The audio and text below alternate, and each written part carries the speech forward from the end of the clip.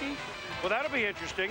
Strahan, Roy Williams. I wonder if those games in the 70s, if the Giants and Cowboys were mugging like this a couple hours before. Maybe not. Coming up, T.O. He's always been a prime time performer on Monday nights. We'll look back at some. A tour of the barbershop. Tiki shows us his New York digs and talks life after football. And Drew Bledsoe, will he keep his cool under the prime time pressure? We'll be back.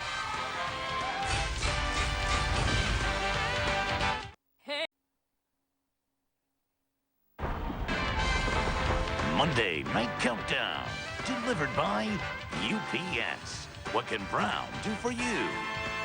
And in part by Alltel. Come and get your love. And Miller Lite. For great taste, there's no debate. Miller Lite, always a good call.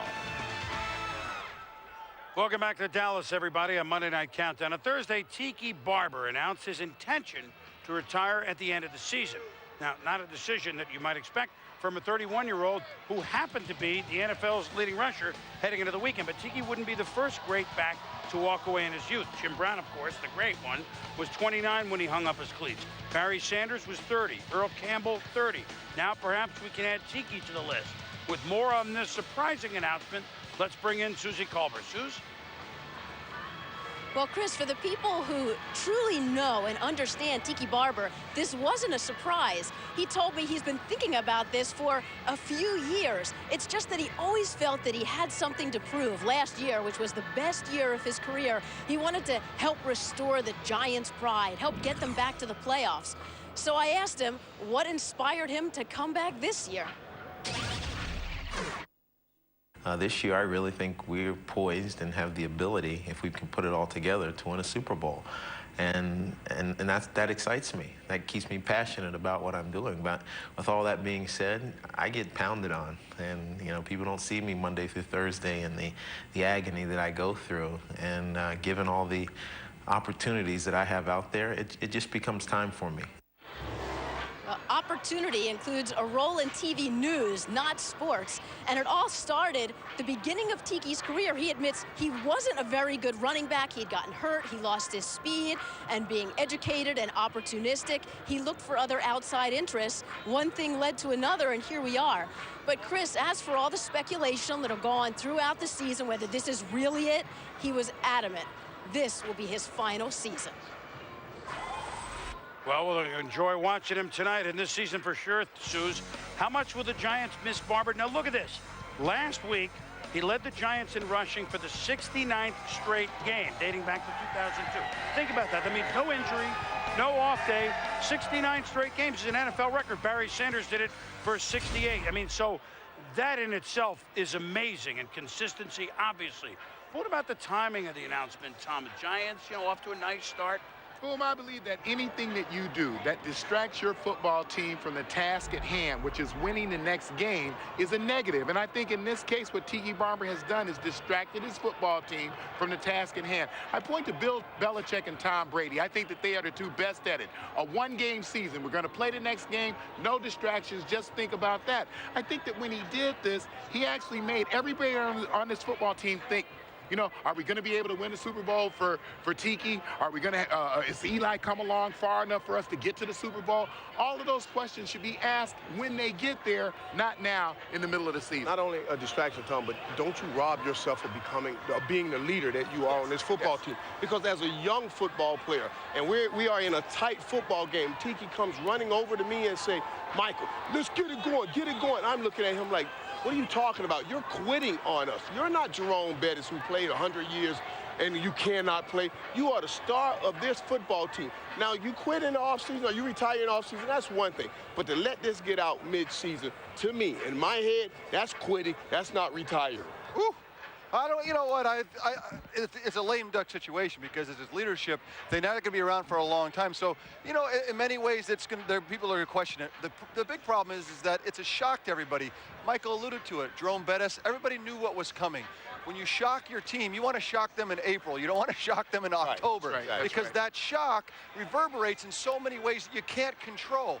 Tiki has every right to announce his retirement whenever he wants to, but there are going to be ramifications through it through the next few weeks. If they continue to win and get on a roll, it can be Right. a rallying cry. It can be Right. a positive. But if they lose a couple of games, it's going to be the reason, and that's not a place that Tiki wants to be. He's been too classy. He is that kind of a guy, and he's been a great football Great player.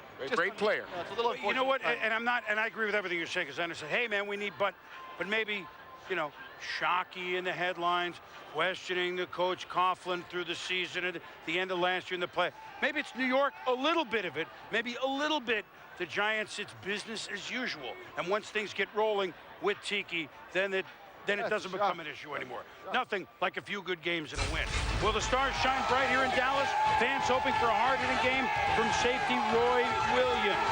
And Philip Patel, only coach to take 4 different teams to the playoffs. The Tuna soundtrack's coming up.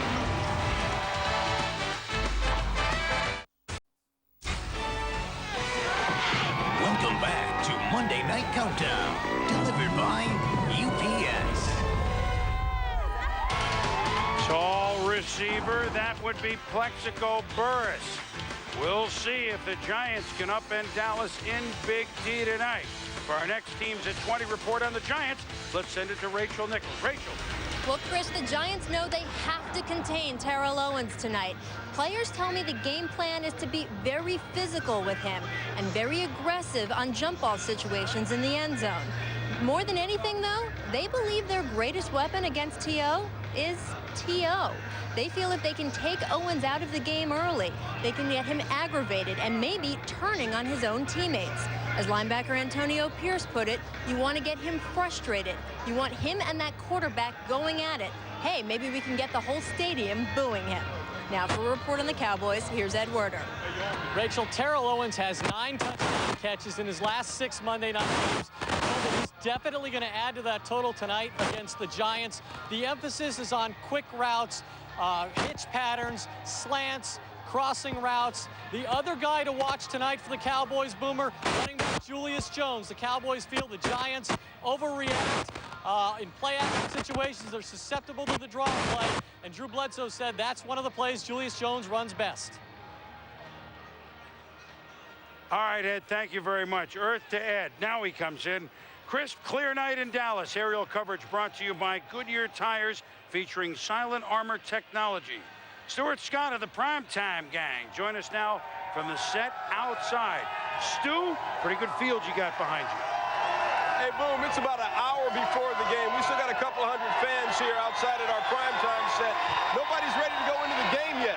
One of these fans actually had a sign, and the sign said, T.O. for president. Not very original. But I looked at the guy and I said to him, do you really, really want Terrell Owens to be president of the United States? And Jaws, what do you say? Maybe not. Catching passes, maybe. Hey, it's the GMC keys to victory. T.O., 6 career touchdowns in 5 games against the Giants. Coach, who's your key to victory? Well, the key to victory got to be the Giants defense. Got to put a lot of pressure on that quarterback, so you don't have him accurate throwing to T.O., because if you do, you can get in trouble. And when he catches the ball, you must hit him. Coach, it's all about the quarterback. And for the New York Giants, it's Eli Manning. He's improved his completion percentage over 12% from a year ago. And against that Dallas Cowboy defense, which is a coverage scheme, they don't blitz a whole lot. He's going to have to be accurate with the throws. And, of course, the guy he likes to throw, too. He's going to retire again this season. Tiki Barber will catch a lot of balls tonight. The Giants just 1-7 all-time against the Cowboys on Monday night. All right, those are our keys to victory. What's your key to victory? Hey, the polls are open until 8 p.m. Eastern. You still have time to vote. But right now, what you're saying is you agree with what the coach has to say, that T.O. is the key to victory. Well, we promoted him for like the whole season. Keys to Victory is brought to you by GMC. Log on to ESPN.com, search GMC each week for a chance to win an all-new 2007 Sierra. 16 weeks, 16 trucks, 16 winners. Still ahead of Monday Night Countdown, we got a little family reunion. Michael Irvin, our own Michael Irvin, and Troy Aikman get together to reminisce about the good old days. Chris Mortensen sits down with them. There they are, all the fans, all the people who are pulling for the Cowboys to do some damage with their president, Terrell Owens.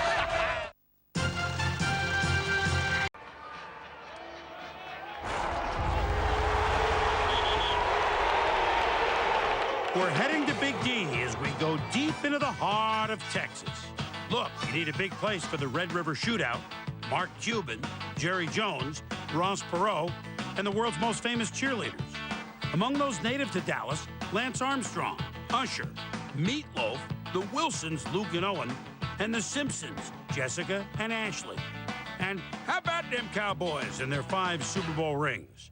For 29 seasons, there was Tom Landry and the Fedora, and a roster of legends that includes Bob Lilly, Roger Staubach, Randy White, Tony Dorsett, Troy Aikman, Emmitt Smith, and Michael Irvin.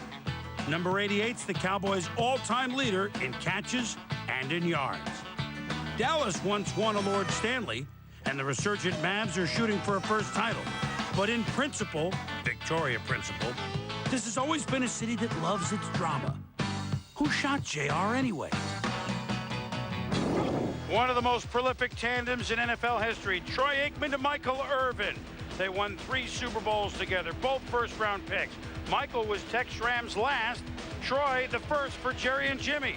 Their first season together, they were 1-15. You might say they were able to turn it around. No duo in Cowboys history has connected for more receiving touchdowns. 8 to 88 connected for 49. That's 13 more than Dandy Don Meredith to Bullet Bob Hayes. With the star receiver and the QB, here's Mortimer.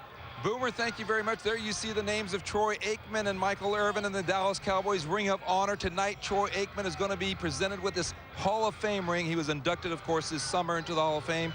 Troy, I know it was a big moment, but I want to get straight to football right here, honestly, right now. Good. So can you tell me and tell fans out there how to distinguish between what number 81, Terrell Owens, is like for the Cowboys as opposed to what 88 was like with the Cowboys? Because I think they believe he's so passionate in his defense of Owens that he was that guy. Well, I don't know what it's like to be in the locker room with Terrell Owens, but I do know what it was like to be in the locker room with Michael Irvin. And I can tell you, I said it during my Hall of Fame speech, Michael Irvin was arguably the most special teammate I've ever had a chance to play with. He was an emotional guy. I think players that didn't play with him, they saw the charisma and the emotion that he played with. But those of us that were his teammates, you know, he galvanized our team. He brought our team closer together. He was a great teammate for many, many years. I tell him all the time, he knows it, and what a terrific time we had playing together. But everyone that was a part of those great years for us would tell you the same thing, that he was a great teammate, and they'd say that on or off the record. But was he like 81 in any?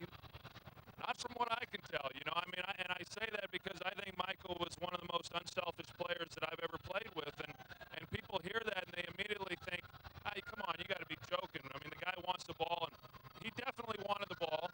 Nobody wanted the ball more in competitive situations. He would come to me and say, hey, Troy, if there's 3 guys on me, it doesn't matter. Throw it up in the air, I'll go get it. But he had a belief that he could make a difference in the game. I'd say, Michael, I can't throw it into triple coverage, but he understood at the end of the day when he wasn't getting the ball why that was. But he was a great player and an unselfish player, and most importantly, a great teammate. And I do believe that's the part of T.O.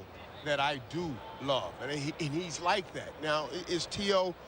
The people person that I happen to be? Probably not. Probably not. But what he does on the football field, his love for the game, his passion for the game, yeah, I do admire that. Well, how would you have handled a guy like Terrell Owens?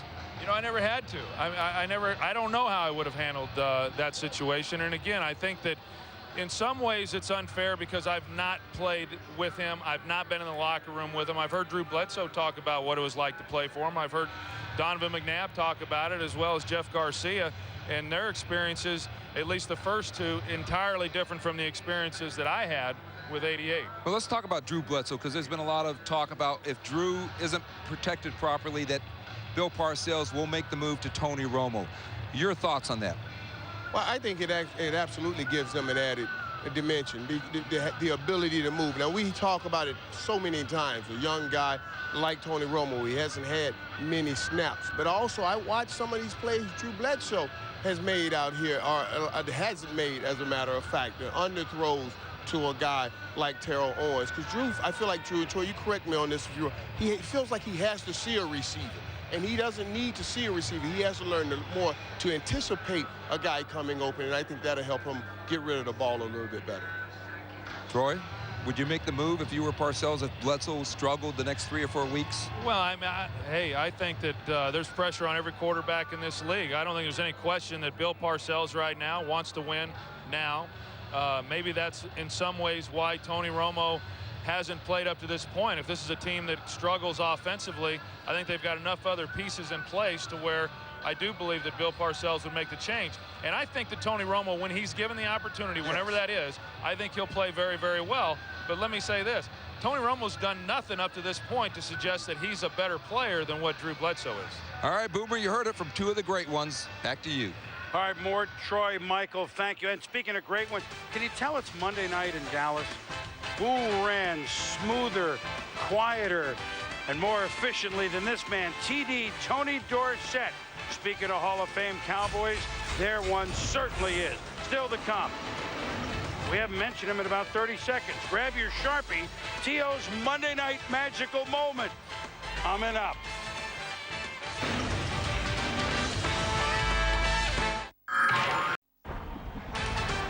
Welcome back to Dallas. Terrell Owens warming up. 24 TDs. His last 26 games he's caught. We've come to expect the unexpected from Owens, especially when it comes to T.O. Niner, Eagle, now Cowboy on the Monday night stage.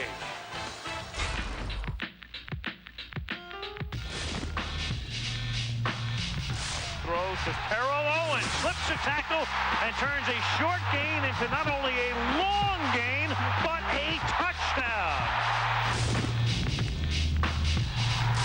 Garcia going deep. Owens on this side, just makes the catch. Touchdown.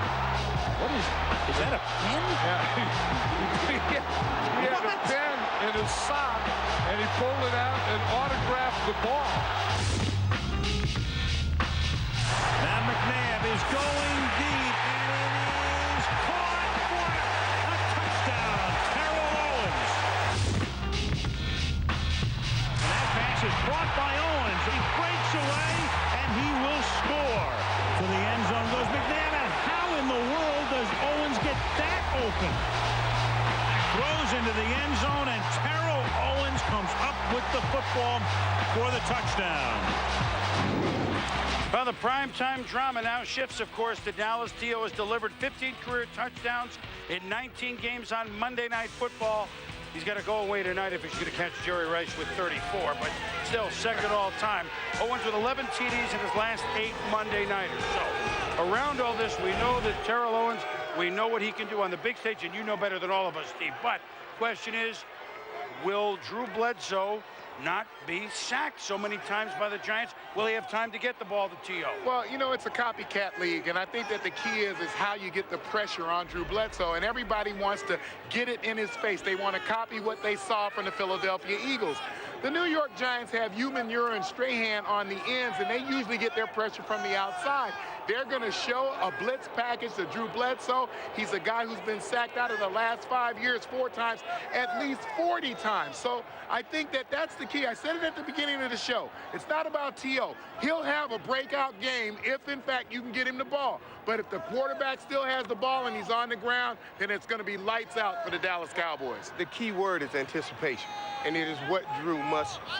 He worked on this week, and when I talked to T.O., they talked about, he said, Michael, we worked on him anticipating. He's getting more comfortable with me now. Just throwing the ball, just say, hey, I tell him all the time, you just throw the ball. Don't wait on the pressure. You throw the ball, and trust me, I will be there to make the play. Anticipate T.O. being open. Don't wait to see him get open and let the ball go. But he's got to get open, because if he's not open, you can't throw him the football. And I know from my experience, but playing as a great receiver like Jerry Rice, you got to get him the ball early to get him involved in the football game. Nothing is more apparent today than to get T.O. involved in this football game. And I just, interesting to watch Drew Bledsoe as he has to handle that play after play in the first quarter if he doesn't get involved. Another series that's just going to mount the pressure. And I saw him in Philadelphia kind of force the ball. Last week it worked out with forcing the ball at times. A lot of and I know that, hey, great receivers, sometimes you got to do that, but you got to be careful. He's got to get the football early here. When Michael says anticipation, though, it's a little late in the day to be teaching another class. But I mean, he's been around a long time not anticipating. So a lot of quick step drops, a lot of three-step drops, getting the ball out of his hand and letting Get him the ball. Get him the ball. Now, this normally is a game plan for a younger quarter. I wouldn't be surprised tonight if Dallas didn't throw it quickly to get Drew going. Usually you don't worry about a veteran, and that doesn't necessarily mean to T.O. Quick stuff, timing passes, maybe to the back, Jones, maybe to the tight end, Witten, who's a good player. Then you get T.O. open. I'm thinking. How about Owens first and then do that? No, right. I think quick, rhythmic passing first. Be patient, Mike. Now, let's send it to Ed Werder with a Cowboys Teams at 20 report. Ed? Boomer, talked to Drew Bledsoe a few minutes ago. He told me that he expects the Giants will test the vulnerabilities that they showed against the blitz when they played the Eagles. Players have told me that they believe that how he plays tonight against the Giants and next week at Carolina will determine how much longer Bledsoe remains the Cowboys starting quarterback.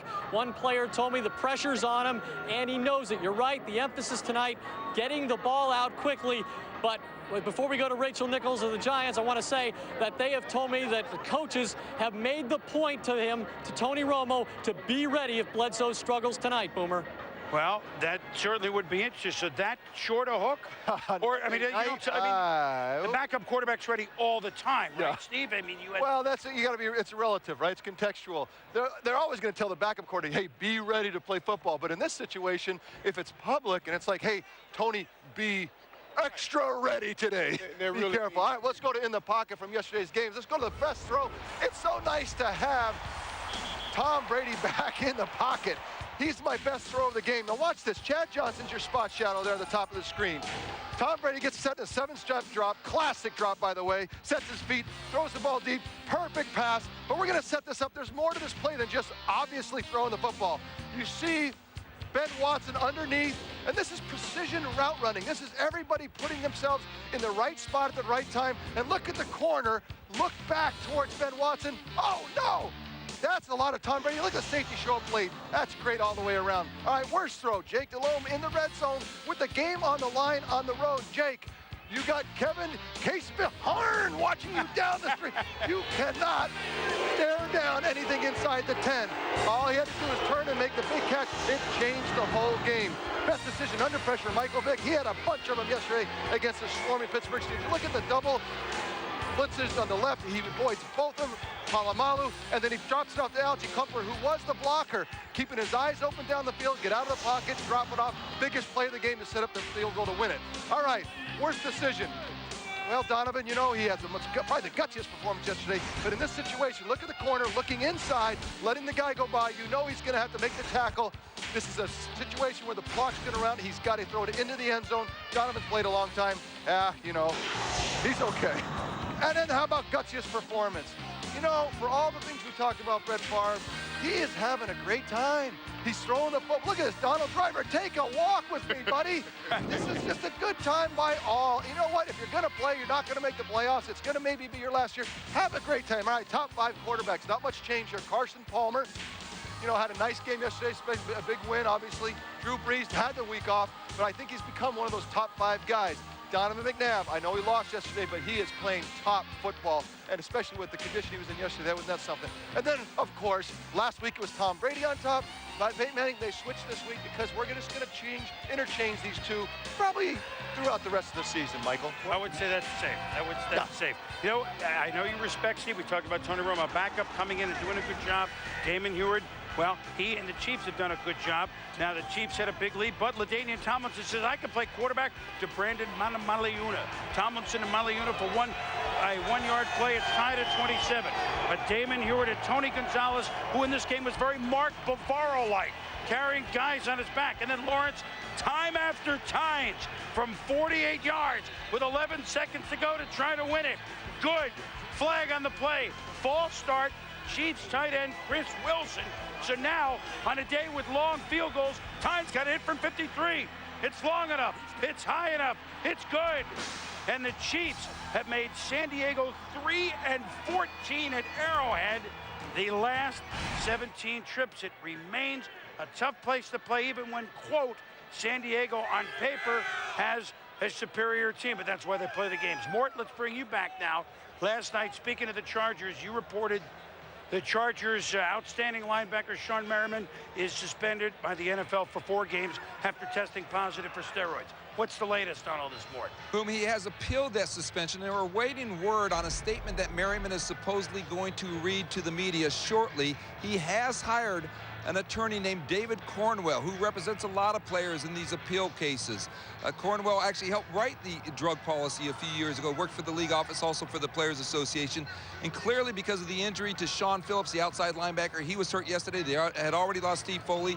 The longer that he can drag out this appeal, the more available he is to the Chargers. That's an issue that the commissioner, Roger Goodell, is actually trying to fix behind the scenes. All right, let's get back to the Super Bowl teams from last year, Pittsburgh and the Seattle Seahawks. Both starting quarterbacks from those teams banged up yesterday. Ben Roethlisberger, Matt Hasselbeck. Of course, it happens the week that the Swami talks about both teams. So, Mort, what's the status on both? Well, with the Steelers, you know, what Merle Hodge, an ex-Steeler and works for ESPN, has reported is that he has a concussion, that he does not have a fractured jaw as may have been suspected. Of course, a concussion means he'll probably miss this week. With all that Roethlisberger has been through, you would think they'll go ahead and play Charlie Batch. Charlie Batch has played very well. I think it's probably more important right now that they get their linebacker, Joey Porter, back. So that right there, Boomer, I think, and we're still waiting official word, but that obviously in Seattle they have big concerns as well. Matt Hasselbeck, their quarterback, sprained his medial collateral ligament. He's out for at least 3 games according to Mike Holmgren. Also a note there, running back Sean Alexander is campaigning to play this week. Well, Hasselbeck out a few weeks now. Seneca Wallace, who played in that loss to Minnesota, he'll have to get the nod for the better part of a month. Cardinals, they played well against the Bears, only to drop the Monday Nighter, but then they lost to the Raiders, which is frankly embarrassing since the Raiders didn't have a win. Is Dennis Green in trouble in the desert now, Mort? There's no question that he's in trouble, and I think Green certainly senses that he could be in trouble. I think the bottom line is they're playing the Green Bay Packers this week up at Lambeau Field. Then they have a bye week. I believe if the Cardinals lose this game, that Bill Bidwell, the owner, will change coaches, that Dennis Green will be out of a job because they will be going into that bye week. I would suspect that Clancy Pendergast, the defensive coordinator, would be the top candidate to replace him. Well, let's see what happens in this game first. Mort, in the game at Lambeau, as you talk about, thank you. Speaking of coaches, 2 guys that know each other quite well. Bill Parcells used to have a young Tom Coughlin on his staff. Coughlin's gone on to do some great work himself, but Parcells sounds better than ever. We'll hear from the Tuna In soundtracks later.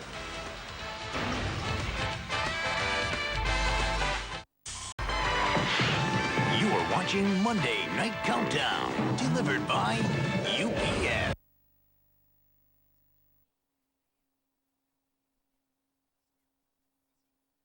Way 35-0. Cowboys with the win. September 21st, 1998. Can you repeat after me? Prime time. Prime time. Prime time. And then he gets away, and then goes outside, and it's prime time. Deion Sanders with the cut. It's 59 yards. Cowboys lead 7-0. But remember, he's not done. Cowboys up 24-7, and prime time. When is the strutting start? Soon. It's going to be soon. There it is. It's 71 yards. Cowboys win 31-7. Now, Matt Bryant was a hero yesterday, but remember, Bill Parcells returns to the Meadowlands, coach of the Cowboys 0-3. Matt Bryant, who kicked at 62, couldn't kick at 40. It went out of bounds. Cowboys get the ball, 11 seconds left in the fourth, in good field position. And Bill Cundiff, 52 yards, good, puts the game in overtime. And then Cundiff's 7th field goal, tying an NFL record. It happened about 1:30 in the morning. And Bill Parcells, Cowboys, hey, Rich Dalrymple with some airtime. 35, the PR man here forever, 35-32. The Cowboys 7-1 against the Giants in Monday Night Football. Tonight, these teams write the next chapter in their bitter rivalry. Dallas has only faced Philly and Washington more than they have the Giants. From Too Tall Jones to Tony Dorsett, you saw earlier. Lawrence Taylor to Tiki Barber. The Giants and Cowboys often save their best for each other. To delve deeper into the psychology of the seeded rivalry, we turn to Ted Danson and the cast of ABC's Help Me, Help You.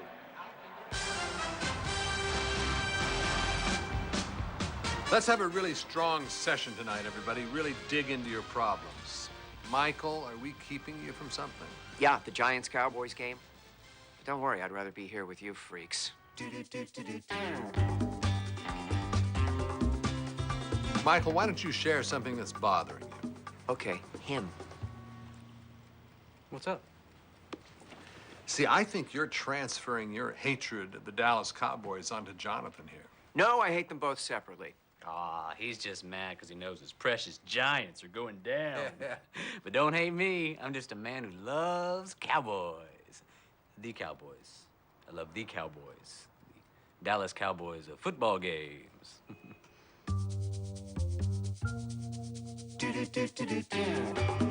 But what about them Dallas Cowboy cheerleaders? Yeah.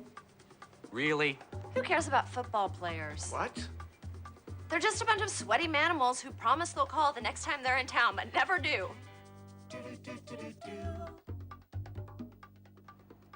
But go Giants. Michael, what the hell is that? That's my ringtone. Game time. Gotta go. Oh, all right. Great session, everybody. See you next week. How's my foundation? I wish T.O. would call me back. I know I can help him. Our thanks to Ted Danson and the cast of Help Me Help You, Tuesdays at 9:30 on ABC. Help Me Help You.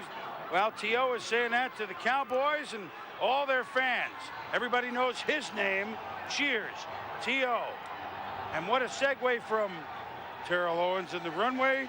Playmakers. I don't know what right. he did without T.O. yesterday to beat your playmakers. Well, that's one playmaker, and from one playmaker to the other playmakers. These are the guys that made the winning difference yesterday. And this first guy, my first playmaker, Randy Moss. We've talked about Randy Moss in every way so far this year, except this way. Randy Moss finally made some plays yesterday. 7 receptions for 129 yards. Randy Moss catches his 101 touchdown of his career. And this guy, Larry Johnson, because so many people kept talking about San Diego Chargers, the best team in the NFL with that great defense. Well, Larry Johnson showed them they were not so great at all. 28 rushes, 132 yards, and 2 touchdowns, Steve. 2. Did you see that vision? How that opened up? And Chester Taylor. Did you know Chester Taylor can run like this? We're gonna see it. Why did Baltimore let him get away? 95 yards. It's one thing to have power and vision, and it's a whole nother baby when you have speed. Chester, you have them all. Number 2, Mike Vick. Hey, buddy, just play football, man. You are a trailblazer. You are setting new trends. No one else in the league can catch his own pass and go get a first down. You are the only one that can do it, buddy. Well, maybe my compadre, Steve Young. Maybe you can do it too, Steve. But look at that play right there. Hey, man, don't worry about what everybody else says. Do what you do. And the number 1 guy, this guy right here. They say you don't have any defense to stop the run. They say you don't have a running game. All you say is, so what? I'm still winning football games. You threw for 342 yards, 4 TDs, most importantly, 0 interceptions. That's why Peyton Manning is my number 1. Hey, Enjoy that. Stay out of the quarterbacks, will you? That's my spot. But I like quarterbacks. You just like it, huh? I like quarterbacks. I know you do. First down complete to yourself. Very good. I tell you what, this guy's a playmaker too, Mike. We're going to see Kon-Tiki set sail, and it gives us an exclusive tour of his New York City pad. Tiki's World, you're all invited. Stay with us on Monday Night Countdown.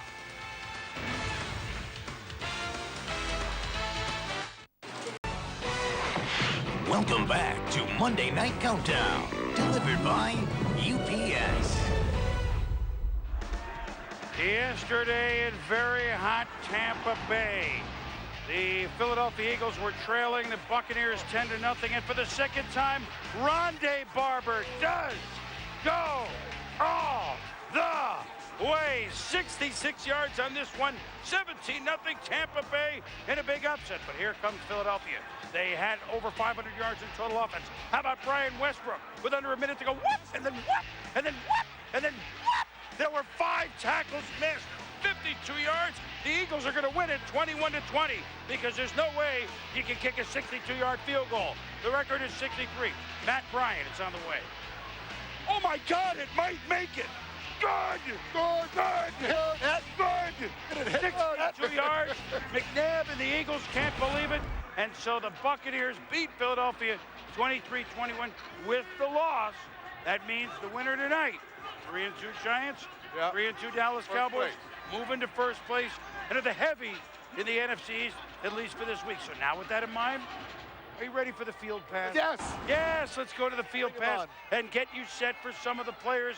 Who's this guy? Steve? Tom? You know, he's my teammate, and I remember it was first when he was drafted out. When he was drafted out a rookie, he used to call me sir. Yes, sir. No, sir. I mean, he worked hard. He wanted to be a great football player, and deep down inside, it's still the same. I want to be a great football player. I want to see him stabilize his career because he's a Hall of Famer if he can get it together and play for a long time for this football team. I think he should be focused on what do I need to do to get to be a Hall of Fame player. Complex individual, but obviously talented. The Dallas Cowboys hope that the talent will shine through tonight. Obviously talented is Eli Manning, quarterback, New York Football Giants. Something to keep in mind. Giants outscored in the first half this year, Mike, 78-29. Second half, Giants 98, opponents 31. Hello, don't ever count him out of a game. And that's the most important thing. Since you don't win any games in the first half, you want a quarterback that knows how to play in the second half. And that's exactly what this young man, Eli Manning, knows how to do. And I watched him in college, and I always said, even the draft day when he got drafted, that he would be a great one. I love the way he plays. I love his force. Steve, he is one of the top quarterbacks. Has anyone had more scrutiny, too, in his first 30 starts? 30! And look what he's accomplished. He's carrying this team. So many dynamic personalities on the Giants. In New York, you couldn't ask more from Eli Manning than he's been delivering for this football team. You know what? Across the way, we forget Drew Bledsoe's had a pretty darn good career.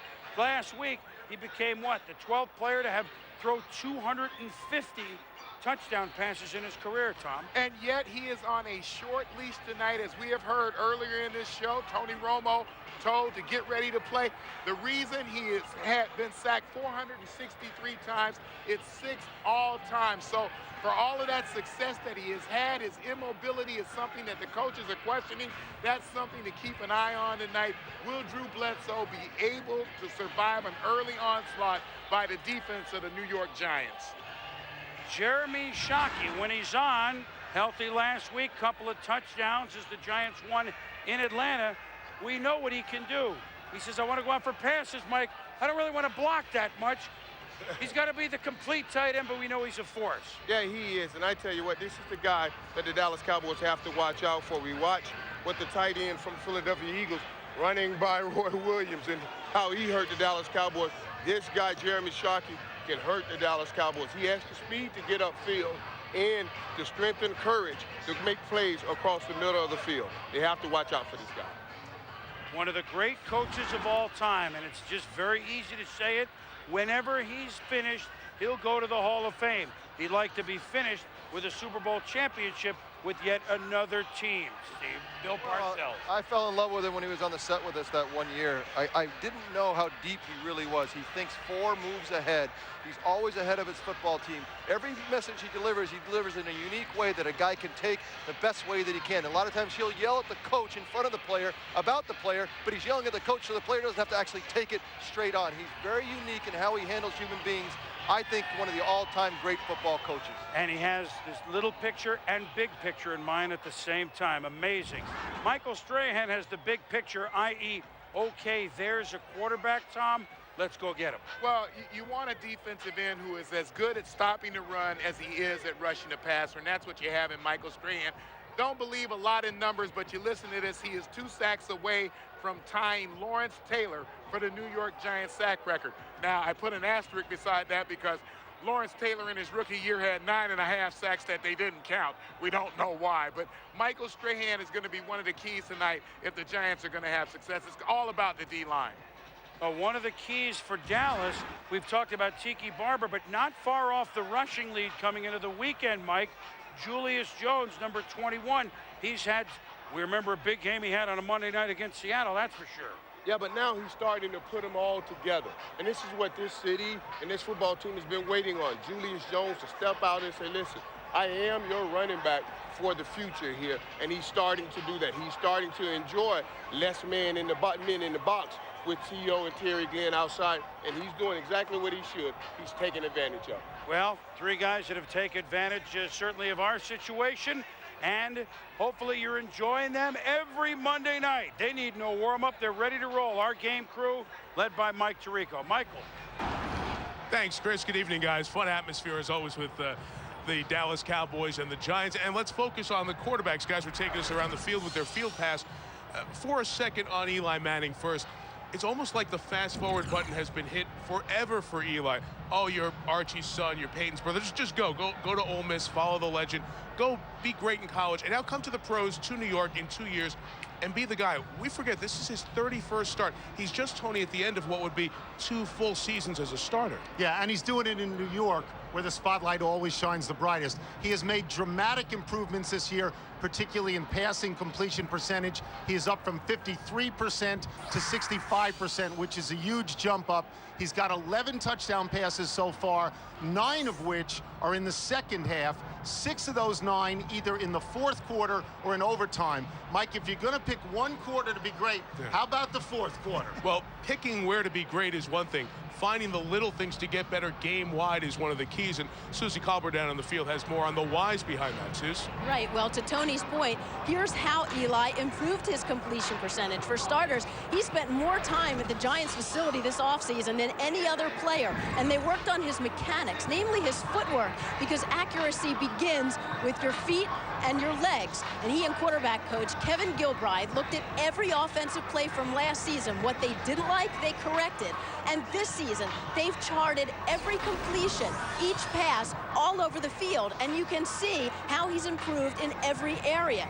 And Mike, Eli, as you mentioned, so much more comfortable in his second full season as a starter. He trusts his receivers. He talks to his offensive line. They're blocking better for him. It's all those pieces coming together. And Susie, that former #1 pick, let's go back 11 years for another former #1 pick in the NFL draft. And Drew Bledsoe, here he is in season 14, Joe, and there are some questions about Drew Bledsoe. Give me a feel for how he's playing here at this point in the season. Well, Mike, it always seems like he's auditioning for a job. He plays quarterback. He goes out, throws 3 touchdown passes. All of a sudden, the Tony Romo stuff stops. Then he throws a bad one. Then it comes back.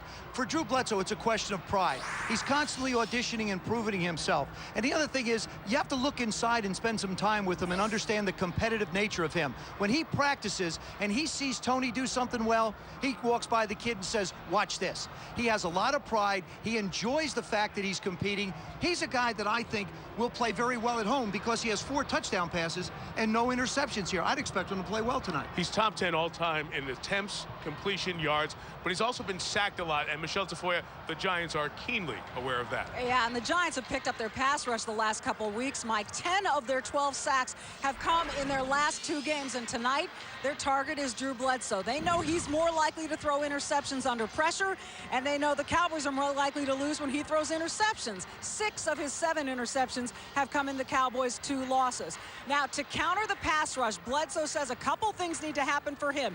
His receivers must be precise in their route running, and the blocking assignments must be executed correctly.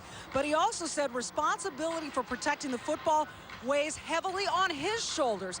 Boomer, he does not want to see a lot of 3rd and long tonight, but he said when he does, he has to remember he doesn't need to throw beyond the sticks, just to them to get first downs and avoid those costly mistakes. Well, Michelle, he's been around long enough to know that, and certainly he has a big-time arm. We know that. Here's some big-time feet. 2,390 yards last season from scrimmage, the second most in the history of the NFL. That, of course, Tiki Barber. Now, earlier in the show, we talked about Tiki's impending retirement. And you know he won't be relegated to the golf course. I mean, he's practically a modern-day Leonardo da Vinci. All right, so we haven't seen his artwork yet, but he is a man of letters. He's penned 3 children's books with his twin brother Rondé, who you saw score a couple touchdowns earlier. And Tiki is quite the orator. Already a radio and TV host. This week, he showed us around his New York City apartment. It's beautiful, but in the future, don't expect him to spend a lot of time there.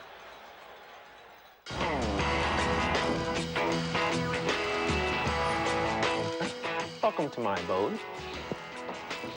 This is my lounging area, otherwise known as the living room.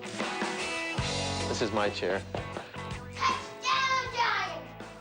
And now we go to the master bedroom where we sleep. The most unselfish act that any wife could do.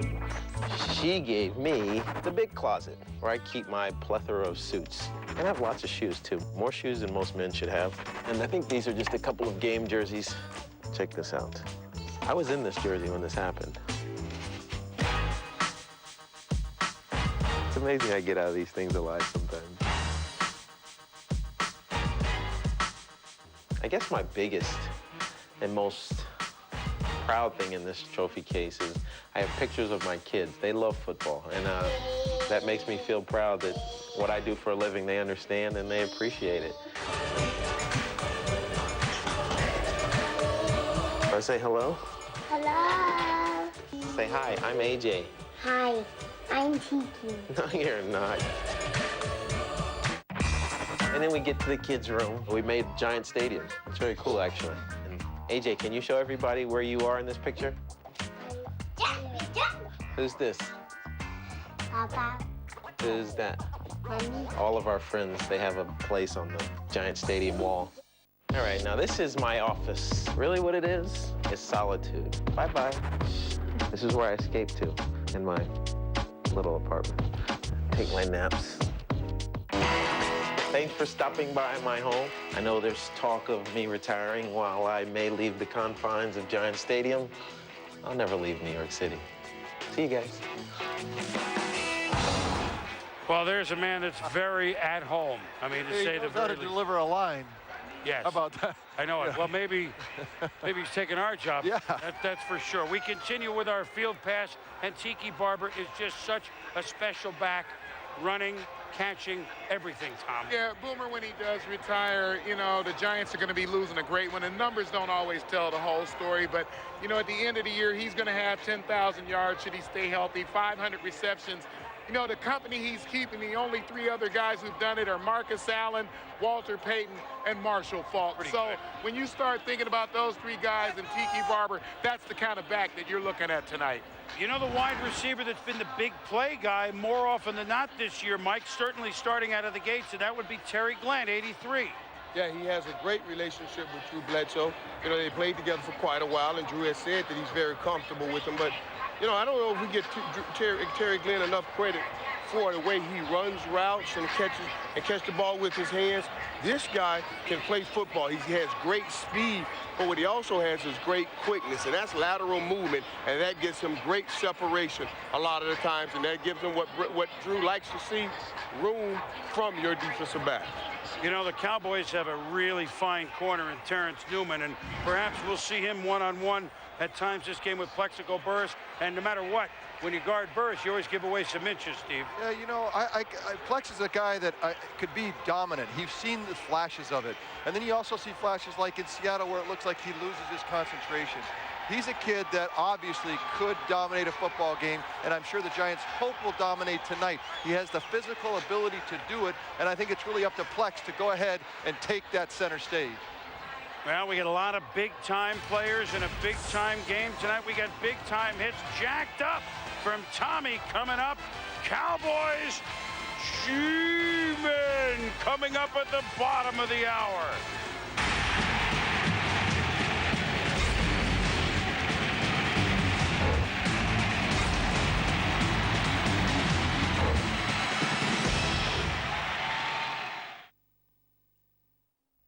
I used to be a chiropractor. Soundtracks